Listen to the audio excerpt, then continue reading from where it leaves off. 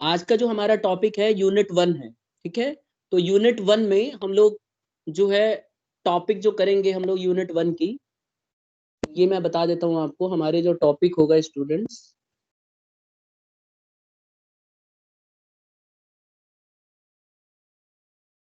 यहाँ से होगा, ये वाला टॉपिक होगा कॉमर्स एंड इट्स फंक्शंस। तो एक बार मुझे बता देंगे, साक्षी एक बार बता दीजिएगा कि स्क्रीन पे आ रहा है कि नहीं आ रहा है। कॉमर्स एंड इट्स फंक्शंस आ गया स्क्रीन पे? आ रहा है सर। हाँ चलिए जी, आ ठीक रहा है। सबसे पहले देखिए, इसमें क्या है, आपको पता है कि जो हमारी बिजनेस है, इसके अंदर दो चीजें आती हैं। अगर आप देखो, अगर हम बिजनेस एक्टिविटीज को क्लासिफाई करें स्टूडेंट्स, तो बिजनेस क्लासिफिकेशन करते समय एक्टिविटी को हम दो हिस्सों में बांट सकते हैं। Number 1 industry and number 2 is commerce. We have already discussed about industry. There are three types of industry, that is primary, secondary and tertiary, and we have learned everything about that. Then comes the commerce. दूसरी जो business activity है students, वो है commerce. Commerce क्या होता है?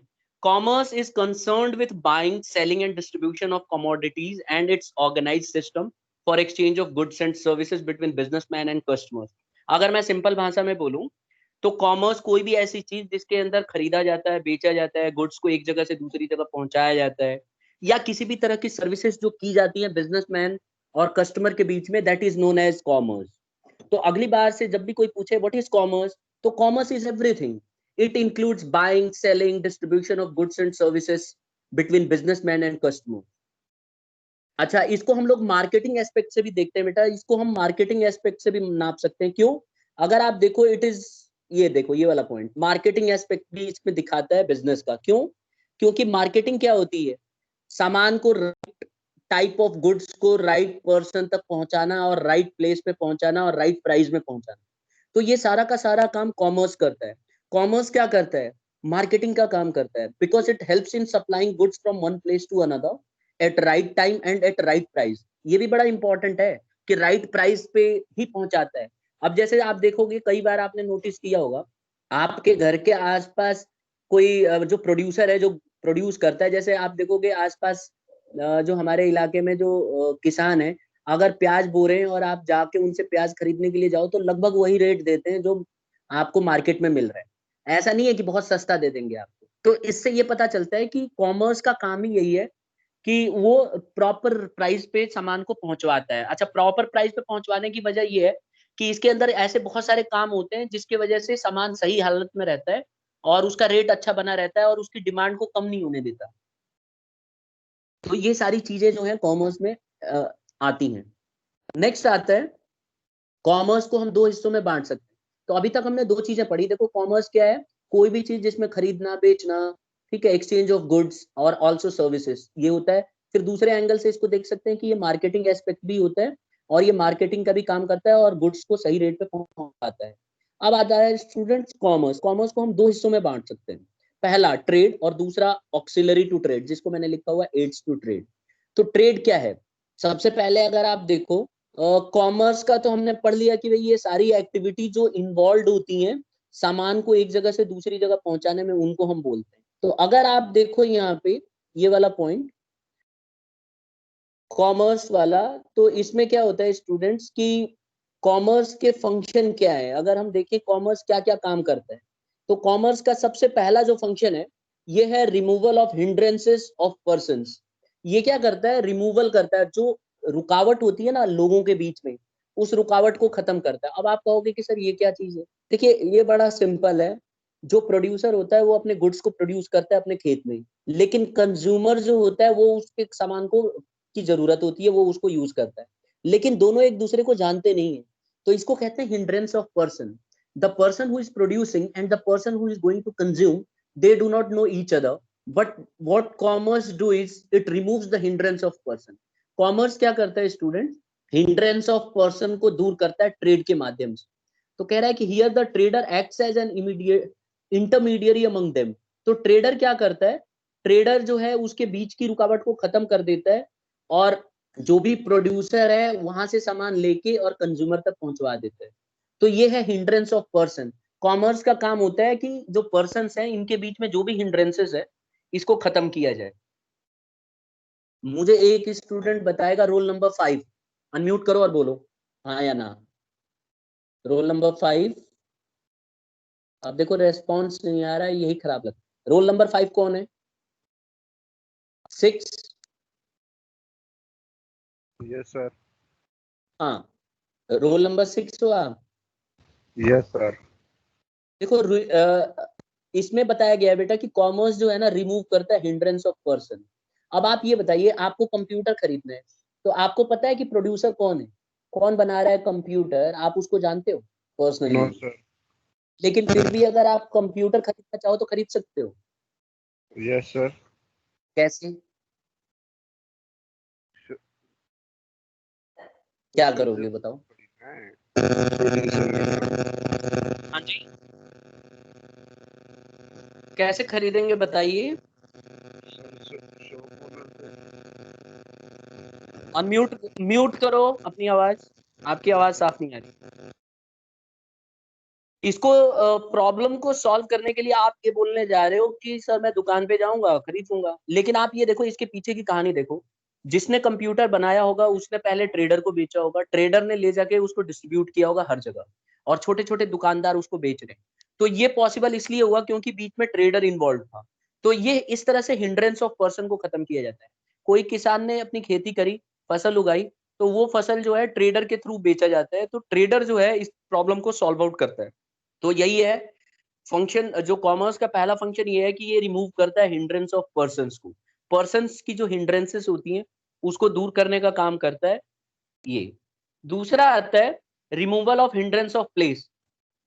जो जगह है एक जगह से दूसरी जगह, देखो आप बड़ा सिंपल भाषा में समझ सकते हो कि जो प्रोड्यूसर होते हैं और कंज्यूमर होते हैं ये दोनों एक अलग अलग जगह पे रह रहे हो। और ये मैंने पहले भी वीडियो में एग्जांपल में समझाया था, जम्मू कश्मीर का एग्जांपल लिया था कि अगर मान लीजिए जम्मू कश्मीर का जो प्रोड्यूसर है जो एप्पल उगा रहा है वो जम्मू कश्मीर में है, और दिल्ली का कंज्यूमर है जो दिल्ली में उसको कंज्यूम करता है, तो ये दोनों एक दूसरे जो है अलग अलग जगह रह रहे हैं।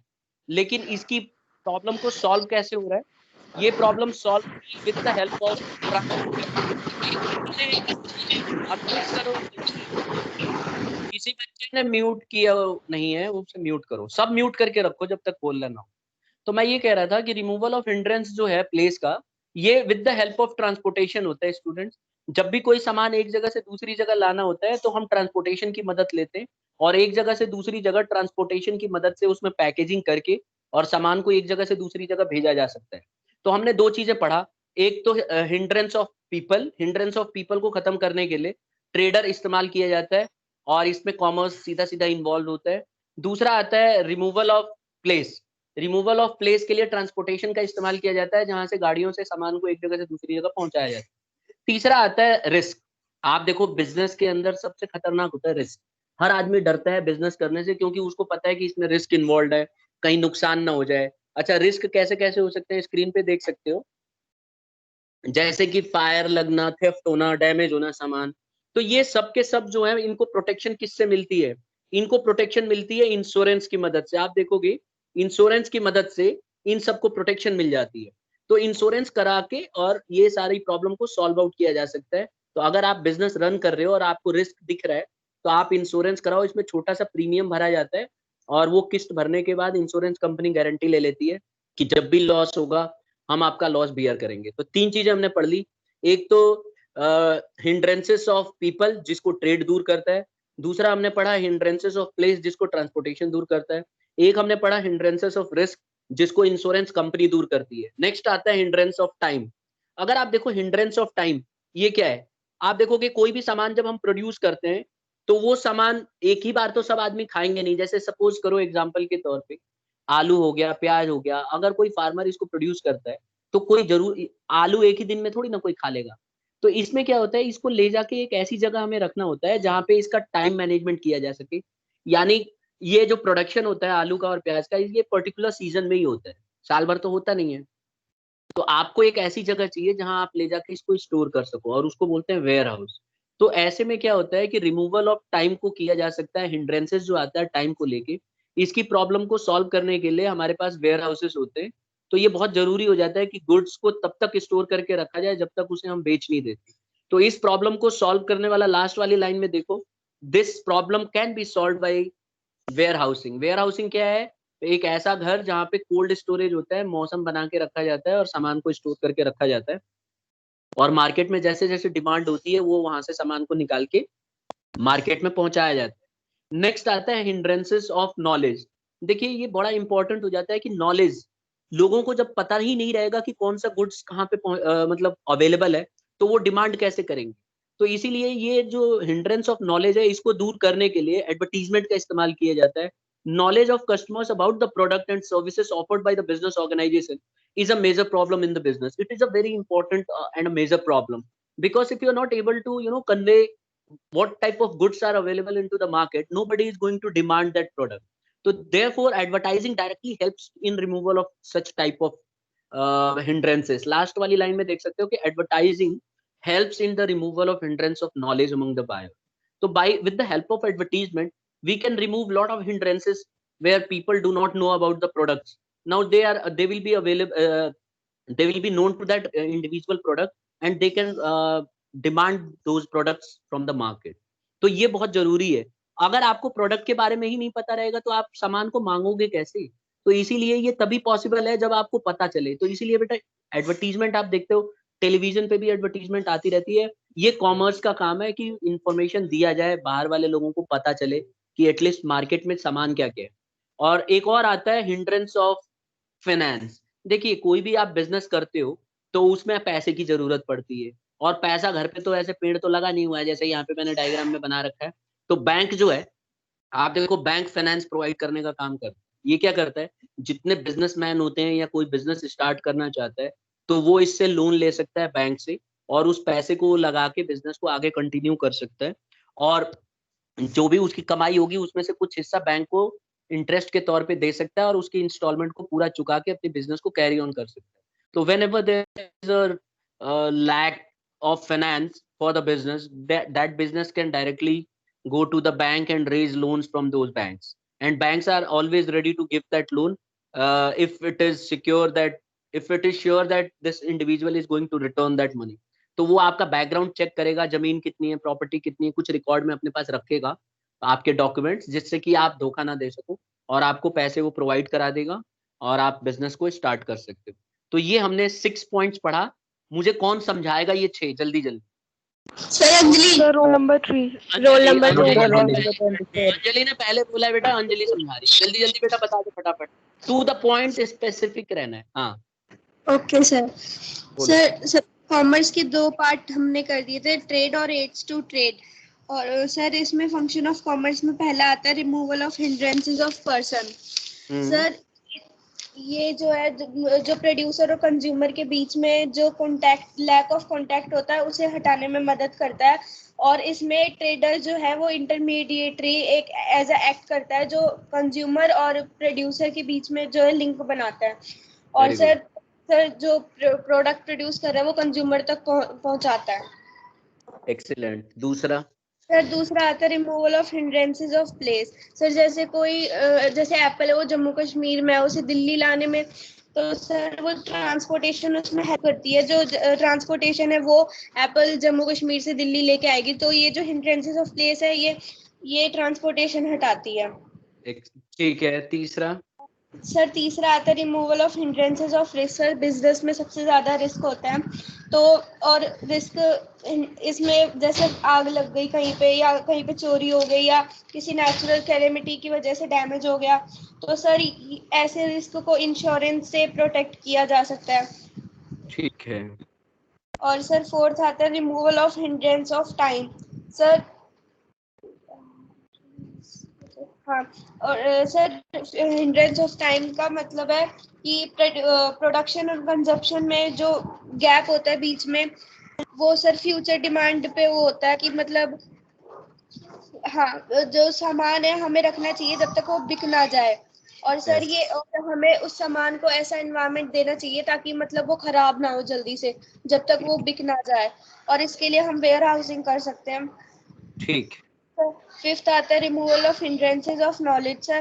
कई लोगों को पता नहीं होता प्रोडक्ट के बारे में और सर्विसेज के बारे में जो बिजनेस ऑर्गेनाइजेशन ऑफर करती है, और सर ये बिजनेस में बहुत बड़ी प्रॉब्लम होती है, और इससे हम इसको हटाने के लिए हम एडवर्टीजमेंट की मदद ले सकते हैं।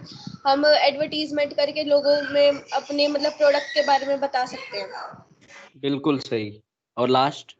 और लास्ट वाला है sir removal of hindrances of finance. Sir ये जो किसी भी बिजनेस को खड़ा होने में पैसा लगता है बहुत सारा, तो इससे मतलब इसके लिए वो बैंक से हेल्प लेता है, और सर इसमें मतलब बैंक से हेल्प लेता है। ठीक है, तो बिजनेस को स्टार्ट करने के लिए फाइनेंस चाहिए, और फाइनेंस चाहिए बैंक से, और बैंक प्रोवाइड करता है लोन के थ्रू, या और भी तरीके हैं जिससे कि बैंक प्रोवाइड कर देता है। तो with the hindrance of finance can be remove with the help of banks. बहुत अच्छे से समझाया अंजलि आपने। अब म्यूट कर लीजिए, अब हम आगे बढ़ते हैं। ठीक है, अगला टॉपिक है हमारा स्टूडेंट्स टाइप्स ऑफ ट्रेड। देखिए ट्रेड हमने दो चीजें पढ़ी थी ना, अब हमारा ट्रेड कई तरह के होते हैं। अगर आप देखो ट्रेड है क्या, पहले तो यही समझ लेते हैं। अगर आप देखिए ट्रेड, तो ट्रेड क्या होता है? Buying and selling of goods which involves exchange of commodities for money और मनी वर्थ।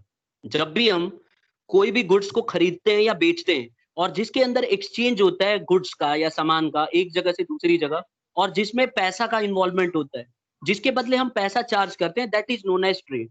तो whenever somebody ask you what is trade, you can easily say that कि it is buying and selling of goods which involve exchange of commodities from where money is involve. तो trade basically दो तरह के होते हैं students, एक तो होता है होम ट्रेड और दूसरा होता है फॉरेन ट्रेड। देखिए होम ट्रेड, जिसको हम डोमेस्टिक ट्रेड के नाम से भी जानते हैं, तो होम ट्रेड क्या होता है, ये पिक्चर ही सब कुछ बता देगा। भारत हमारे लिए भारत का नक्शा है, आप देखो इसमें कोच्चि दिख रहा है नीचे और दिख रहा है मुंबई।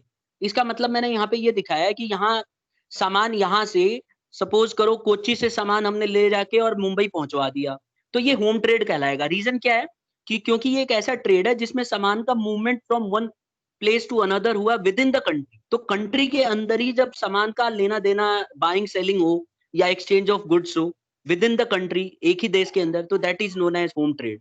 इसका दूसरा नाम डोमेस्टिक ट्रेड भी होता है, तो ध्यान रहे। अब होम ट्रेड को हम दो हिस्सों में बांट सकते हैं, पहला होलसेल ट्रेड, दूसरा रिटेल ट्रेड। पहले हम बात करेंगे होलसेल ट्रेड। होलसेल ट्रेड क्या है, नाम से ही क्लियर है, buying and selling in large quantity. देखो होलसेल ट्रेड क्या होता है, एक ऐसा ट्रेड जिसके अंदर ज्यादा क्वांटिटी में गुड्स को खरीदा जाता है। तो होलसेलर बेसिकली स्टूडेंट्स करता क्या है कि wholesaler buy goods directly from the producer and sales them to the retailer. Wholesaler basically क्या करता है, वो सीधा सीधा प्रोड्यूसर से कॉन्टैक्ट में रहता है, और प्रोड्यूसर से बहुत सारा सामान खरीद के और सीधा रिटेलर को बेचता है। ध्यान रखना, कस्टमर को कभी नहीं बेचता। वो अगर बेच दे तो उसकी अलग प्रॉब्लम है, लेकिन हम डेफिनेशन में नहीं लिख सकते। तो who is the wholesale trade? What is wholesale trade? Buying and selling of goods in large quantity where wholesaler buy directly from the producer and sales it to the retailer. Wholesaler का हमेशा याद रखिए, वो retailer को ही बेचेगा, he is not going to sell to the consumers. Then comes retail trade, जो कि दूसरे नंबर पे था। रिटेल ट्रेड क्या है? Buying and selling of goods in small quantity. Retail trade होता है जब हम गुड्स को स्मॉल क्वांटिटी में खरीदते बेचते हैं, तो उसको हम लोग रिटेल ट्रेड कहते हैं। Is it clear? तो इसमें क्या होता है स्टूडेंट्स की गुड्स को खरीदा जाता है, बेचा जाता है स्मॉल क्वांटिटी में। Okay, the retail trader buys goods from the wholesaler and sales them to the consumers. तो what retailer do is he buy goods from the wholesaler. जो होलसेलर अब ज्यादा क्वांटिटी में बेचता है उससे खरीदता है, और उससे खरीद के कस्टमर को थोड़ा थोड़ा बेचता रहता है। डायग्राम से क्लियर है? आप भी अक्सर जाते हो रिलायंस फ्रेश या छोटी मोटी दुकानों पे जहां से भी, तो आपने देखा होगा बहुत सारा सामान वो लोग रखते हैं और आप उसको सामान को लेके आ जाते हो। तो रिलायंस फ्रेंड्स जो हमारे घर के आसपास है, ये आप देखो ये रिटेल ट्रेड में आएगा। वजह क्या है? क्योंकि वो छोटे छोटे क्वांटिटी में बहुत सारा सामान रखते हैं। टमाटर भी है, आलू भी है, आप देखो हर तरह की सब्जी भी है, और खाने पीने के लिए भी जो है कई चीजें रखते हैं। तो we can purchase from those stores. अब आ जाता है, यहां तक क्लियर है सबको? अंजलि क्लियर है? हर्षित? यस सर, अंजलि क्लियर है। Yes, ठीक sir. है, ओके, ठीक है। अच्छा अब आ जाता है बेटा टाइप्स ऑफ ट्रेड। हमारे पास देखो ट्रेड जो है ना, दो हमने पढ़ा था, एक होम ट्रेड और एक फॉरेन ट्रेड। आप देखो फॉरेन ट्रेड की बात करते हैं। फॉरेन ट्रेड के अंदर तीन आते हैं, इंपोर्ट, एक्सपोर्ट और एंट्री पोर्ट। तो सबसे पहले हम बात करेंगे एक्सपोर्ट की। ठीक है, लेकिन उससे पहले हम एक बार बात कर लेते हैं कि फॉरेन ट्रेड होता है क्या है। फॉरेन ट्रेड आप जानते ही हो, it is known as external trade और इंटरनेशनल ट्रेड। नाम से ही क्लियर है बेटा, ये एक इंटरनेशनल ट्रेड है। क्यों? क्योंकि पूरी दुनिया में इसको बेचा जाता है। और याद रहे, it involves buying and selling of goods and services between the persons belonging to more than one country. तो हमेशा याद रखिए, ये जहां पे दो या दो से ज्यादा देश इन्वॉल्व होते हैं उसी को हम फॉरेन ट्रेड बोलते हैं। अगर हम अपने देश में ही खरीद फरोख्त करें तो वो इंटरनल ट्रेड हो जाता है। फॉरेन ट्रेड का मतलब है कोई भी सामान आप जब अपने देश से दूसरे देश में बेच रहे हो, उसको हम बोलेंगे। तो नेक्स्ट इसमें आगे आ जाते हैं। इसमें आता है, सबसे पहले एक्सपोर्ट को डिस्कस करेंगे। एक्सपोर्ट क्या है, मैं सिंपल बता दूं। जब हम, जैसे मान लीजिए हमारी कंट्री में मैंगोज की बहुत अच्छी प्रोडक्शन होता है। मैंगोज पूरी दुनिया में हमारी कंट्री पॉपुलर है मैंगोज सप्लाई कर। तो अब हम क्या करते हैं, मैंगोज की सप्लाई करते हैं दूसरे कंट्री में, तो वो एक्सपोर्ट है। जब हम मैंगो को अपने देश से दूसरे देश में बेचते हैं तो that is known as export. जब हम चाय को, दार्जिलिंग वाली आपको सुना होगा, बहुत ही ज्यादा पॉपुलर है। तो ये वाली जो चाय हम भेजते हैं यूके में और अमेरिका में, फ्रांस और यूरोपियन कंट्रीज में, तो that is known as export. क्यों? क्योंकि हमारे देश से वो सामान दूसरे देश में जा रहा है, तो इसको हम बोलेंगे बेटा एक्सपोर्ट। फिर आता है इम्पोर्ट।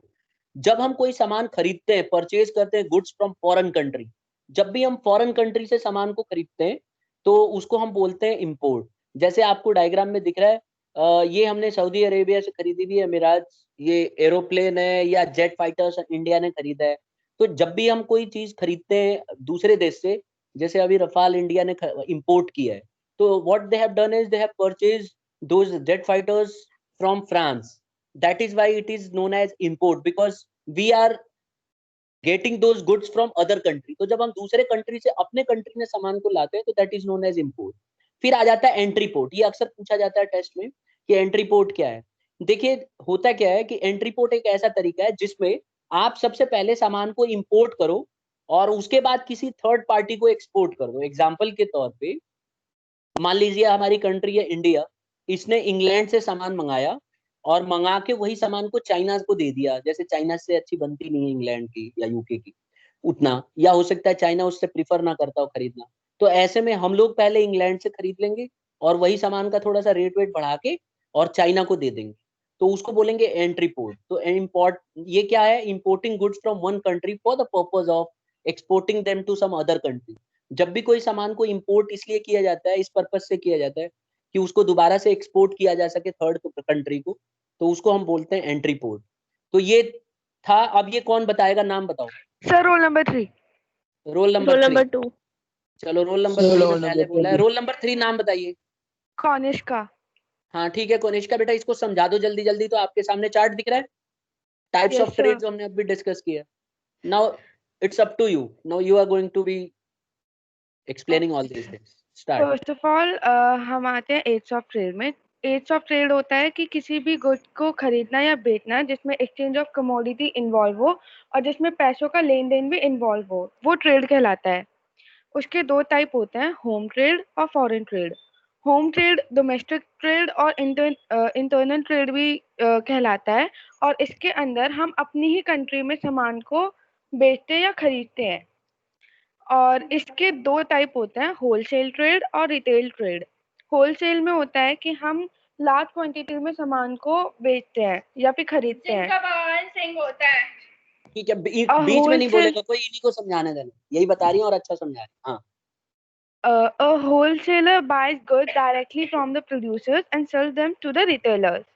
रिटेल ट्रेड में मतलब होलसेल में ये होता है कि जो होलसेलर है वो गुड डायरेक्टली मतलब प्रोड्यूसर से सीधा खरीद कर और रिटेलर्स को बेच देता है। जबकि रिटेल में ऐसा होता है कि हम स्मॉल क्वांटिटी में सामान खरीदते हैं और उसे और उसके अंदर जो रिटेल ट्रेडर होता है वो होलसेलर से खरीद कर कस्टमर्स को बेच देता है। ये था हमारा होलसेल और रिटेल ट्रेड। अब हम आते हैं फॉरेन ट्रेड में।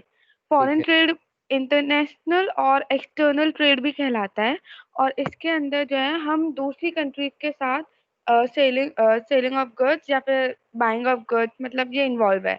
और इसके अंदर 3 टाइप्स होते हैं, एक्सपोर्ट, एंट्रीपोर्ट और इम्पोर्ट। सबसे पहले आता है एक्सपोर्ट, जिसमें हम फॉरेन कंट्रीज से सामान मतलब फॉरेन कंट्रीज को सामान बेचते हैं। दूसरा आता है इम्पोर्ट, जिसमें हम फॉरेन कंट्रीज से सामान खरीदते हैं, और एंट्री पोर्ट, जिसमें हम फॉरेन कंट्रीज से सामान, मतलब किसी एक कंट्री से सामान खरीद के दूसरी कंट्री को प्राइस बढ़ाकर बेच देते हैं अपने प्रॉफिट के लिए। ओके, ठीक है। अच्छा, एंट्री पोर्ट जो है, आपको क्या लगता है एंट्री पोर्ट का इस्तेमाल करना सही है या गलत? आपका अगर क्या इससे व्यू हमें है इसके प्रॉफिट ऊपर? हो रहा है तो सही है। चलिए ठीक है। कई बार क्या होता है ना बेटा कि दो देशों में बनती नहीं है अच्छे से। सपोज करो हमारी पाकिस्तान से बिल्कुल नहीं बनती, लेकिन कई ऐसे प्रोडक्ट्स हैं जो पाकिस्तान में बहुत अच्छे क्वालिटी में मिल सकते हैं, जैसे गुड़ है, चीनी है। तो अच्छी क्वालिटी में अगर मिलेगा, क्वालिटी की बात कर रहा हूँ, क्वांटिटी की नहीं। तो अगर अच्छी क्वालिटी में वो सामान मिल रहा है तो हम लोग तो उसको ले ही नहीं पाएंगे ना, क्योंकि हमारी तो अच्छे से उससे बन ही नहीं रही है। तो ऐसे में क्या होगा, श्रीलंका से ठीक ठाक बनती है तो उससे श्रीलंका परचेज कर लेगा और थोड़ा सा कॉस्ट बढ़ा के हमें बेच देगा। तो हमारे को कम से कम वो सामान तो मिल गई, हमारे नागरिक उसको यूज तो कर सकते हैं। तो इसीलिए एंट्री पोर्ट का होना बहुत अच्छा है। ये सबका अपना अपना व्यू हो सकता है। According to my view it is good. ठीक है कनिष्का, तो बहुत अच्छे से एक्सप्लेन किया आपने। गुड, आप समझ रहे हो टॉपिक को। अब नेक्स्ट हम आगे बढ़ रहे हैं स्टूडेंट्स। नेक्स्ट जो है एड्स टू ट्रेड, यानी कि ऑक्सिलरीज टू ट्रेड। अभी तक हमने बात की थी सिर्फ ट्रेड की, और ट्रेड के बारे में हमने पढ़ा कि एक होम ट्रेड होता है और एक फॉरेन ट्रेड होता है। होम ट्रेड के अंदर भी हमने डिस्कस कर लिया, फॉरेन ट्रेड में भी कनिष्का ने सब समझा दिया अच्छे से। अब हम आ जाते हैं एड्स टू ट्रेड, यानी कि ऑक्सिलरी टू ट्रेड। सबसे पहले एड्स टू ट्रेड या ऑक्सिलरी टू ट्रेड होता क्या है? देखिए, अगर मैं अब सिंपल भाषा में बोलूँ ना, तो ये वो एक्टिविटी है जो ट्रेड को मदद करती है कैरी ऑन करने। तो जब भी आपसे कोई पूछे कि ऑक्सिलरी टू ट्रेड क्या है, बोलो कि जब भी कोई मदद करता है ट्रेड को होने में तो उसको हम ऑक्सिलरी टू ट्रेड कहते हैं। ऊपर जो व्हाइट कलर में बैठा हुआ है ये ऑक्सिलरी टू ट्रेड है, और नीचे जो रेड में है ये ट्रेड है। समझ गए क्लास? यस इसको सर। अगर हम इस भाषा में समझें तो ये जो जनाब है ही इज ट्रेड, और ये जो है ये क्या है? Auxiliary to trade. समझ गए? तो आप सिंपल समझ जाओ, ये मदद कर रहा है बिजनेस को होने में, ट्रेड को होने में। अब इसमें थोड़ा और समझ सकते हो कि एड्स टू ट्रेड के अंदर क्या क्या आता है। इससे और अच्छे से क्लियर हो जाता है कि एड्स टू ट्रेड में क्या आता है। एड्स टू ट्रेड में आता है transportation, banking, insurance, warehousing, advertising. तो ये सारे के सारे जो चीजें हैं, जो सब ये हैं, ये सब एड्स टू ट्रेड। और आपको याद होगा ये हिंड्रेंसेस को खत्म करने में भी मदद करते थे, हम पढ़ चुके हैं। नेशनल इंश्योरेंस कंपनी लिमिटेड है ना, इसी तरह से ये बैंक का है, ये ट्रांसपोर्टेशन है, रेलवे सिस्टम है हमारी कंट्री का। तो ये आप देखोगे ये सारे के सारे जो हैं एड्स टू ट्रेड है। अब आ जाते हैं आगे। सबसे पहला एड टू ट्रेड है ट्रांसपोर्टेशन एंड कम्युनिकेशन। देखिए, transportation usually production takes place in certain locations and consumptions all over the country. Generally अगर आप देखो तो जो प्रोडक्शन होता है वो एक पर्टिकुलर लोकेशन पे होता है। ऐसा तो है नहीं कि हर जगह टुकड़ों में आप प्रोडक्शन करोगे। हर एक एरिया की खास बात होती है। कई एरिया में जाओगे तो वहां पे प्रोडक्शन किसी पर्टिकुलर चीज का बहुत अच्छा होता है। जैसे अगर आप मान लो दार्जिलिंग चले जाओ, वहां देखो टी का प्रोडक्शन अच्छा होता है। ठीक है, कर्नाटक चले जाओ, वहां कॉफी बहुत अच्छी बनाई जाती है, कॉफी का प्रोडक्शन बहुत अच्छा है। गोल्ड माइंस है बैंगलोर में। तो प्रोडक्शन अलग अलग जगह पे अलग अलग प्रोडक्शन होता है और हर जगह हो नहीं सकता। तो ट्रांसपोर्टेशन क्या करता है, वो लोकेशन से सामान को, जो प्रॉब्लम होती है वो ट्रांसपोर्टेशन के थ्रू वो सामान को एक जगह से दूसरी जगह पहुंचाता है। चाहे वो रोड के थ्रू पहुंचाए, चाहे रेल के थ्रू पहुंचाए, चाहे वाटर ट्रांसपोर्टेशन के थ्रू पहुंचाए। तो ये काम करने का काम करता है। दूसरा आता है, इसी में हमने पढ़ा था कम्युनिकेशन। कम्युनिकेशन भी बड़ा एसेंशियल एड्स टू ट्रेड में आता है, क्योंकि ये हेल्प करता है प्रोड्यूसर और ट्रेडर और कंज्यूमर के बीच में इंफॉर्मेशन को पहुंचाने का। देखो, आप देखो, इसकी वजह से हम कम्युनिकेट कर पाते हैं। आज की डेट में आप देख लो, ई कॉमर्स का जमाना है। आप सभी लोग घर से आजकल अमेजोन से, फ्लिपकार्ट और ये दूसरे सोर्सेज जो हैं ई कॉमर्स, इसकी मदद से आप बहुत सारा सामान मंगाते होगे घर पे, आई एम श्योर। और specially when we are suffering from corona, तो ऐसे में ये बहुत ही ज्यादा मददगार हुआ है हम लोगों ने। तो ऐसे में आप देखो आजकल सब्जियां भी लोग कम्युनिकेशन सिस्टम के थ्रू ही, ये लोग सीधा डायरेक्टली बात करते हैं और घर पे सब्जी आ जाती है। तो पोस्टल सर्विसेज, टेलीफोन्स, अदर मॉडर्न्स, ये इस्तेमाल कर रहे हैं हम लोग कम्युनिकेशन के लिए। ठीक है, तो कम्युनिकेशन भी एक एड्स टू ट्रेड है जो मदद करता है इंफॉर्मेशन को शेयर करने में एक जगह से दूसरी जगह। और आप देखते होगे दुकान पे कई बार जाते हो तो जो ट्रेडर्स हैं, जो रिटेलर्स हैं स्पेशली, वो होलसेलर को सीधा फोन करते हैं, सर ये सामान कम हो गया है, घर मेरे दुकान पे पहुंचवा दो, या ऐसे करके। तो कम्युनिकेशन बड़ा इंपॉर्टेंट रोल प्ले करता है। तो हमने पढ़ लिया कि transportation and communication they are the aids to trade. दूसरा आता है बैंकिंग एंड फाइनेंस। आप देखो, all business concern needs funds. I have already told you कि जितने बिजनेस हैं उनको पैसे की जरूरत होती है। किस लिए? एसेट्स चाहिए होता है सबको, रॉ मटेरियल चाहिए होता है ना, और डे टू डे एक्सपेंसेस के लिए ये सब पैसे की जरूरत होती है। तो ये पैसा कहाँ से आएगा? This money will be provided with the help of bank. Okay, this finance will be provided with the help of banking system. तो बैंक्स प्रोवाइड करेंगे ये सारे के सारे पैसे। तो एड्स टू ट्रेड में दूसरा जो, अगर आप देखो इसका, ये है बैंकिंग एंड फाइनेंस, जो मदद करता है। अब बैंक्स कैसे मदद करेगा बिजनेस की? आप देखो, बैंक बहुत आसान तरीका है। बैंक क्या करता है, जैसे जो लोग पैसे की बचत करते हैं, जैसे मैं हो गया, आप हो गए, आपके पेरेंट्स भी देखोगे, जितनी इनकी सैलरी होती है उसमें से कुछ पैसा जरूर बचा के रखेंगे। तो वो क्या करते हैं, हम लोग ले जाके बैंक में जमा करा देते हैं। जब हम वो पैसा बैंक में जमा करा देते हैं तो बैंक हमें बदले में इंटरेस्ट देता है।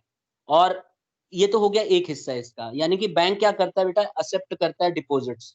बैंक आपका पैसा जमा कर लेता है और उसके बदले कुछ पैसे आपको एक्स्ट्रा भी देता है। अगर आपको पैसे की जरूरत होती है तो बैंक आपको मनी भी लेंड करता है, लोन प्रोवाइड करता है ना, बिल को डिस्काउंट करवाता है। यहाँ डिस्काउंटिंग ऑफ बिल, कोई बताएगा क्या मतलब है इसका? कौन बच्चा बता रहा है डिस्काउंटिंग ऑफ बिल का मतलब क्या है? नहीं पता? एनीबडी? समीर, अनम्यूट करो। Yes sir. पता है बेटा डिस्काउंटिंग ऑफ बिल क्या होती है? नहीं सर। Collection of checks. चलिए मैं समझा देता हूँ। डिस्काउंटिंग, म्यूट कर लो। डिस्काउंटिंग ऑफ बिल, इसमें क्या होता है कि जैसे मान लो मैंने किसी से सामान खरीदा और मेरे पास पैसा नहीं है देने के लिए उसको, तो मैं उससे बोलूंगा यार एक बिल बना दे, बिल ऑफ एक्सचेंज बोलते हैं बेटा उसको। ये चैप्टर हम आगे पढ़ेंगे, बस मैं थोड़ा सा इसके बारे में बता देता हूँ कि वो, मैं उससे बोलूंगा यार एक बिल बना दो और मैं आपको उसमें लिख दो कि मैं 3 महीने के बाद आपको पैसा दे दूंगा। तो वो उस बिल में मेंशन कर देगा और मैं उस पर साइन कर दूंगा, वो भी साइन कर देगा और दोनों के पास रिकॉर्ड रहेगा। जब 3 महीने पूरे हो जाएंगे तो मैं ये पैसा बैंक को प्रोवाइड करा दूंगा। तो वो क्या करेगा, अपनी बिल को ले जाके बैंक में जमा करा के पैसे ले सकता है। 3 महीना पहले ही पैसे ले सकता है, बैंक जिम्मेवारी लेगा और वो पैसा बैंक मेरे से ले लेगा वापस, और वो उसको पैसा उसी समय दे देगा। एग्जाम्पल के तौर पे मान लो मैं हूं और एक मेरा दोस्त है, उसने मेरे से 10,000 का सामान खरीदा और पैसे नहीं दिए। मैंने बिल ऑफ एक्सचेंज बना दिया और मैं वही, उसने बोला मैं 3 महीने के बाद दूंगा। मैं ले जाके जैसी बैंक में ये बिल दे दूंगा, बिल ऑफ एक्सचेंज, तो बैंक वाले आज ही मुझे पैसा दे देंगे और 3 महीने के बाद उससे वो पैसा वसूल कर लेंगे। तो फायदे में तो मैं रहा ना, मुझे आज ही पैसा मिल गया। तो इसको बोलते हैं डिस्काउंटिंग ऑफ बिल। ये भी फैसिलिटी देता है बैंक।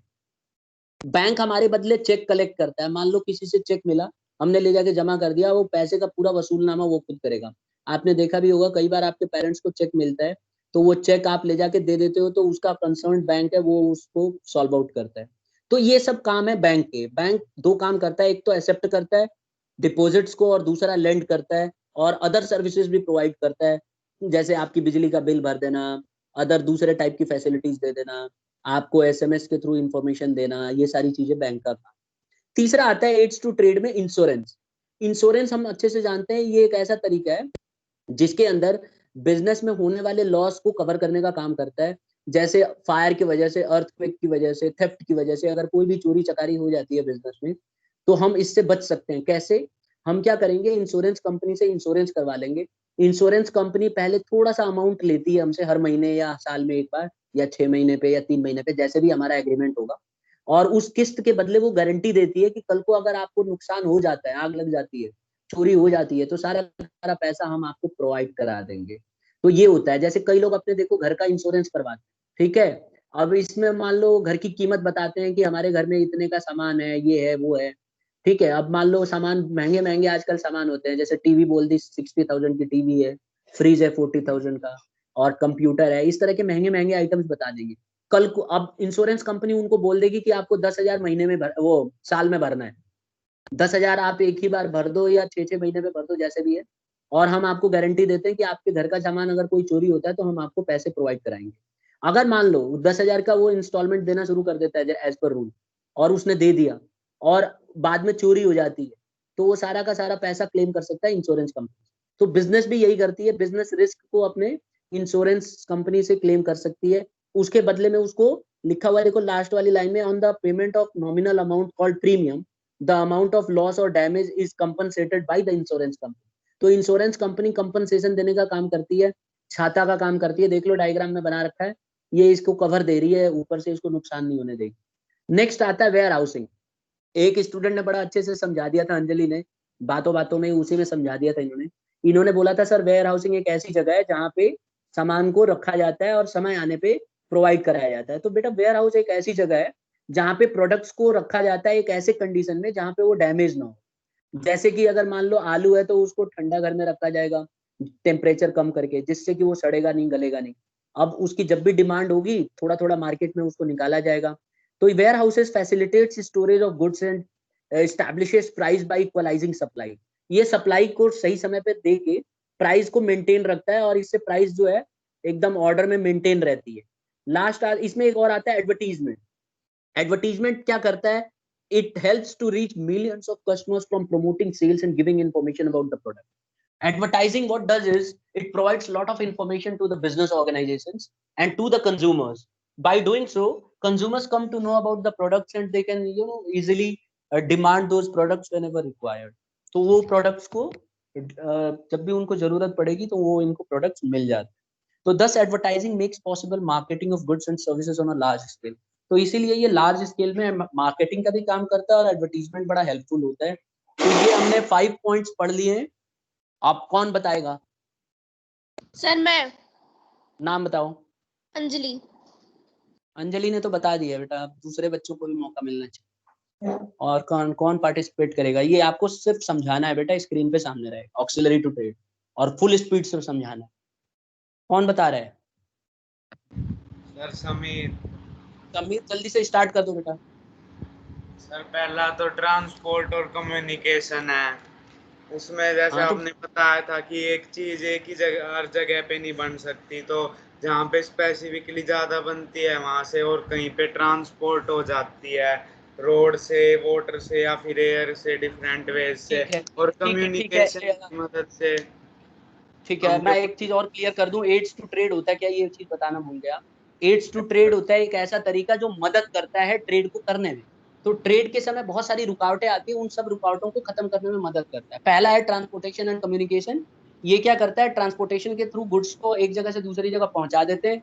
और कम्युनिकेशन करता है इंफॉर्मेशन बताने में कि फोन से, पोस्टल सर्विसेज से हम मदद ले सकते हैं चीजों को जानकारी रखने में। दूसरा समीर। दो बैंकिंग एंड फाइनेंस है सर, जैसे बिजनेस को लोन वगैरह की जरूरत हो वो प्रोवाइड करते हैं और बिजनेस स्टार्ट करने में भी हेल्प करते हैं पैसा वगैरह दे के। ठीक है, आप कह रहे हो कि सर ट्रेड में हमेशा पैसे की जरूरत पड़ती है किसी भी बिजनेस को, तो ये पैसा बैंक लोन के थ्रू दे सकता है और दूसरे लोगों से पैसा लेके और वही पैसा थर्ड पार्टी को दे सकता है। तीसरा सर इंश्योरेंस हमें एक तरीके से सिक्योरिटी प्रोवाइड करता है कवर की, और हम एश्योर हो जाते हैं कि अगर हमारे साथ कुछ भी गलत हुआ या कुछ रिस्क वगैरह होगा तो वो नहीं रहता, कि हमें हमारे नेक्स्ट सामान की पेमेंट मिल जाती है। नेक्स्ट नेक्स्ट है सर वेयर हाउस, इसमें स्टोर करने के लिए रहता है सामान, क्योंकि सारा सामान एक टाइम पे तो कंज्यूम होगा नहीं, तो स्टोर करके रख लेते हैं कोल्ड स्टोरेजेस वगैरह में जो भी है खाने पीने का सामान है ठीक और है। ये सब कुछ। नेक्स्ट नेक्स्ट और एडवर्टाइजिंग के थ्रू हमें पता चलता है कि मार्केट में क्या क्या नए प्रोडक्ट आ गए हैं और क्या क्या टेक्नोलॉजी आ गई है, कौन कौन से इवोल्यूशन हुए हैं और इनोवेशन। ठीक है, एक्सीलेंट। ठीक है, तो students aids to trade basically क्या है? ऑक्सिलरी टू ट्रेड ऐसा तरीका होता है जिसमें ट्रेड को मदद करने का काम करता है बिजनेस को कैरी ऑन करने में, चाहे वो ट्रांसपोर्टेशन के थ्रू हो, कम्युनिकेशन के थ्रू हो, बैंकिंग के थ्रू हो, insurance, warehousing, advertisement. Next जो हम पढ़ने जा रहे हैं वो है business risk and its nature. आज हम पढ़ेंगे कि बिजनेस में कौन कौन से रिस्क होते हैं और इसका नेचर क्या है। तो सबसे पहले समझते हैं रिस्क क्या है। देखो, कोई भी घटना, अगर कोई भी लॉस हो सकता है, पॉसिबिलिटी हो, तो उसको हम रिस्क कहते हैं। It can be defined as a chances of loss due to certain uncertain events. देखो, ये वाला पॉइंट में कई बच्चों को पिछली बार भी कंफ्यूजन हुआ था। सर्टन अनसर्टेन इवेंट्स मतलब जो स्पेसिफिक होगा ही होगा कभी ना कभी। सबको पता है भूकंप कभी ना कभी आएगा ही आएगा, आग कभी ना कभी लग ही सकती है। तो कोई भी ऐसा लॉस जब आपको लगता है कि शायद हो जाए, लेकिन आप उसके बारे में श्योर नहीं हो कि कब होगी, तो उसको हम बोलते हैं रिस्क। तो रिस्क एक ऐसा इवेंट है जो कभी भी हो सकता है और हमें एग्जैक्टली पता नहीं है कि कब होगा। अब रिस्क दो तरह के होते हैं, एक स्पेक्युलेटिव और एक प्योर। सबसे पहले बात करेंगे स्पेक्युलेटिव रिस्क की। बेटा ये एक ऐसा रिस्क है जिसके अंदर प्रॉफिट भी हो सकता है और लॉस भी हो सकता है। यानी स्पेक्युलेटिव रिस्क वो रिस्क होते हैं जिसके अंदर लॉस होने के चांसेस भी होते हैं और प्रॉफिट होने के चांसेस भी होते हैं। If the market condition is favourable it will result in gain. अगर मार्केट अच्छी चल रही है तो आपको फायदा हो जाएगा, लेकिन अगर मार्केट आपके हिसाब से उल्टा चल गई तो उल्टा भी हो सकता है। अब जैसे आज की एग्जांपल में देखो, कोरोना आने की वजह से ज्यादातर बिजनेस को नुकसान हो रहा है, लेकिन कुछ बिजनेस को फायदा भी हो रहा है। जो ई कॉमर्स की जितनी भी बिजनेस है इनको खूब जम के फायदा हो रहा है, लोग इनका ज्यादा इस्तेमाल कर रहे हैं, ऑनलाइन ट्रांजेक्शन ज्यादा कर रहे हैं। अभी आप ये देखो, मैं माइक्रोसॉफ्ट टीम पे पढ़ा रहा हूँ, कल तक माइक्रोसॉफ्ट टीम को कोई नहीं पूछता था, है ना, खास करके स्कूल में तो बिल्कुल नहीं पूछते थे। लेकिन आज इससे हम पढ़ रहे हैं, इनको अच्छी कमाई हो रही है, ये स्कूल से चार्जेस ले रहे हैं, तो इनको ऑटोमेटिक फायदा होने लगा जो ये अभी एक्सपेक्ट भी नहीं कर रहे थे। तो ये है स्पेक्युलेटिव रिस्क, वो रिस्क जिसके अंदर प्रॉफिट भी हो सकता है और लॉस भी। दूसरा आता है प्योर रिस्क। ये वो रिस्क है जिसके अंदर या तो लॉस होगा या फिर कुछ भी नहीं होगा, इसमें प्रॉफिट नहीं हो सकता। एग्जाम्पल के तौर पे आग लगना, अगर मान लीजिए आग लग जाती है तो इसमें या तो आग लग के सामान जल जाएगा या फिर हो सकता है कि आपको लॉस ही ना हो। अब आप कहोगे सर ऐसे कैसे हो सकता है, मैं बता देता हूँ।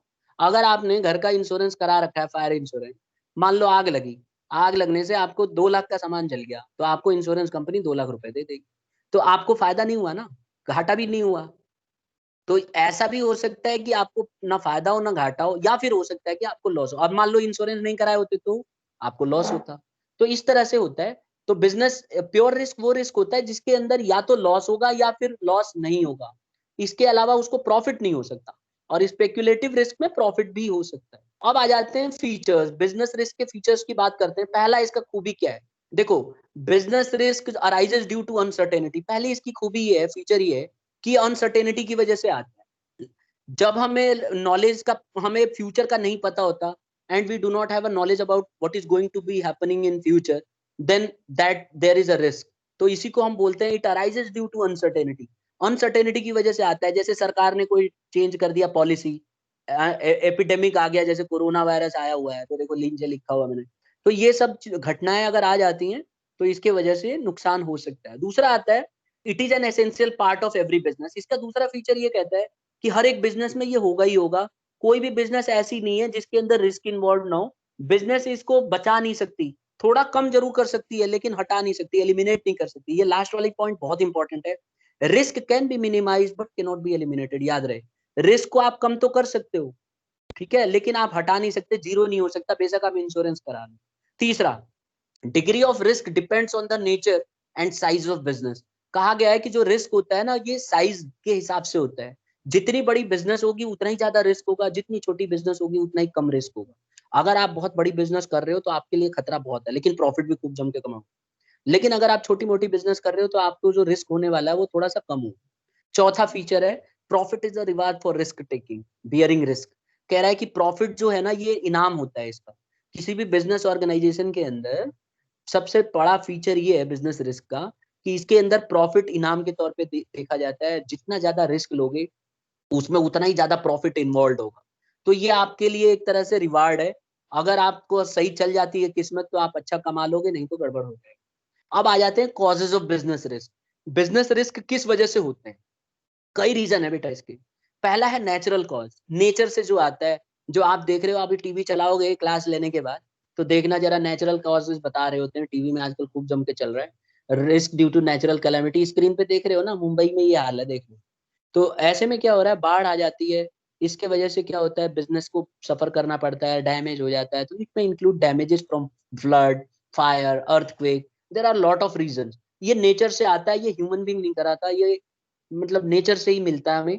तो ये है बिजनेस का पहला रिस्क होने का कॉज। अब अगर आप इसको और थोड़ा सा समझो, नेचुरल कैलेमिटी आपको भी पता है beyond the control of businessman होता है। अब फ्लड हमारे हाथ में नहीं है। अभी मान लो अभी दिल्ली में तो ये हाल है, आज मैं पढ़ा रहा हूँ, अभी बारिश हुई है रात को। अगर ये दिल्ली में मान लो पूरे दिन बारिश हो जाएगी तो घर तक पानी आ जाएगा। तो अगर आपकी कोई बिजनेस है तो डैमेज हो सकती है, गिर सकती है, टूट सकता है कुछ भी। तो ये सब खतरा बना रहता है, इससे लाइफ, प्रॉपर्टी, इनकम कुछ इफेक्ट होगा आपकी बिजनेस के अंदर। नेक्स्ट आता है ह्यूमन कॉजेज। पहला हमने पढ़ा नेचुरल कॉज जो नेचर की वजह से आता है, दूसरा है बेटा ह्यूमन कॉज, ये ह्यूमन बीइंग की वजह से प्रॉब्लम आती है।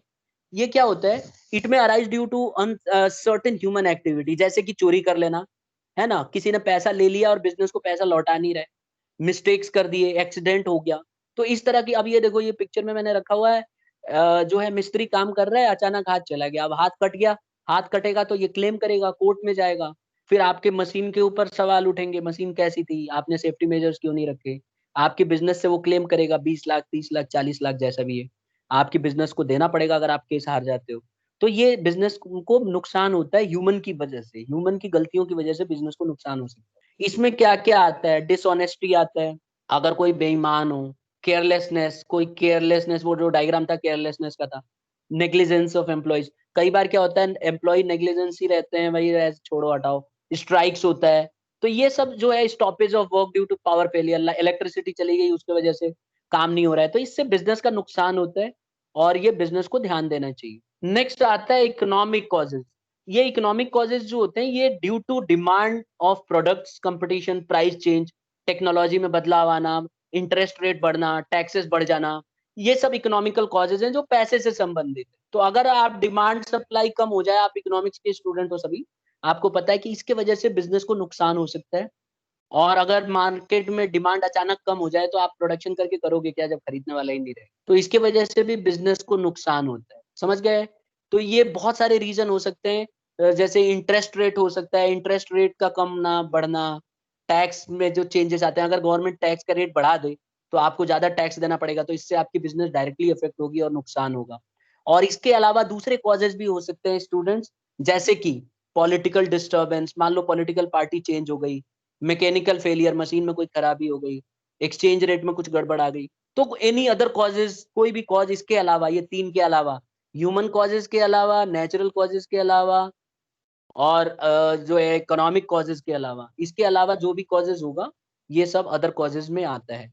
तो ये हमने 4 कॉजेज पढ़े, एक बार मैं फिर बता देता हूँ। कॉज बिजनेस में रिस्क होने के 4 वजह हो सकती है, नेचुरल जो नेचर से हो, जैसे भूकंप आना, बाढ़ आना।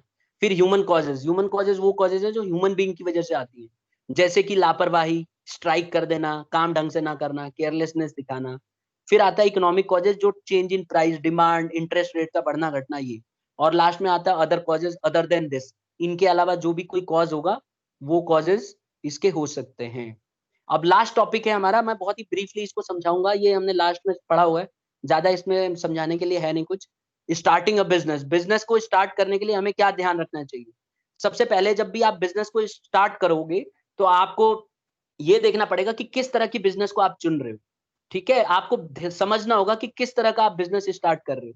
अगर आप ज्वेलरी की बिजनेस स्टार्ट कर रहे हो तो उसके लिए ज्यादा पैसा चाहिए, टेक्सटाइल की कर रहे हो तो कम पैसा चाहिए।